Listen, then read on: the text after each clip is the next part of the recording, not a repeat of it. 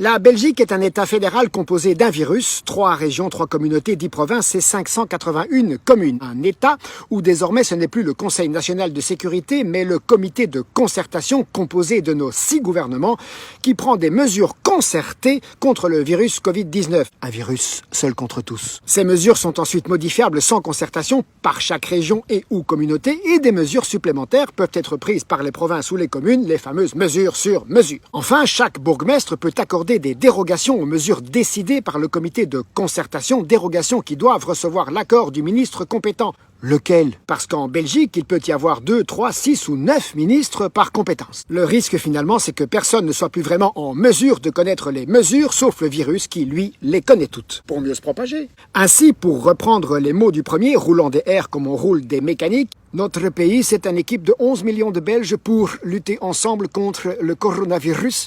Et la dernière chose dont on a besoin, c'est de division. En effet, notre pays est une équipe de 11 millions de Belges au fédéral, dont le premier annonce le mercredi matin des mesures différentes de celles qu'il a annoncées en premier 2 jours plus tôt, avant qu'une équipe de 4 millions de Wallons, première division, ne décide d'autres mesures le mercredi soir, contredisant au passage ce qui était annoncé le matin même par les mêmes ministres en comité de concertation. Et cela sans concerter l'équipe première du premier. Déconcertant. D'autant plus déconcertant qu'une équipe d'1 million de Bruxellois, deuxième division, ne décide d'autres règles le lendemain, avant qu'une équipe de 6 millions de Flamands, 3e division, ne s'adapte finalement à la situation épidémiologique, juste avant qu'un nouveau comité de concertation n'annonce des mesures homogènes partout, ou presque. Bref, pour la culture, ça a donné ceci. Les spectacles ont d'abord été autorisés, façon de parler, avec 40 spectateurs. 40, qu'est-ce que vous voulez faire avec 40 spectateurs? 40, c'est une quarantaine. Sauf pour les salles qui avaient bénéficié d'un protocole, là c'était 200 spectateurs, mais sans dérogation possible, c'est-à-dire sans appliquer le protocole.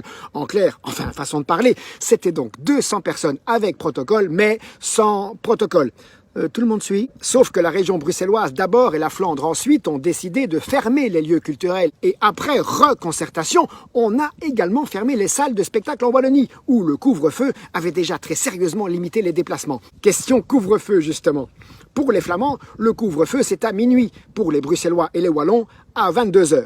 Mais pourquoi 22h ?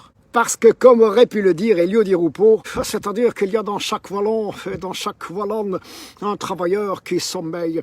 Il doit donc singulièrement aller dormir plus tôt. Et concrètement, cela permet d'éviter qu'un problème de contamination se repose. Ainsi donc, un Malinois pourra promener son chien jusqu'à minuit en Flandre, alors qu'un Wallon ne pourra pas promener son Malinois après 22h. La dernière chose dont on a besoin dans ce pays, c'est de division, disait le Premier ministre. À ce stade, il ne s'agit plus de division, mais de multiplication de mesures prises au fur et à mesure.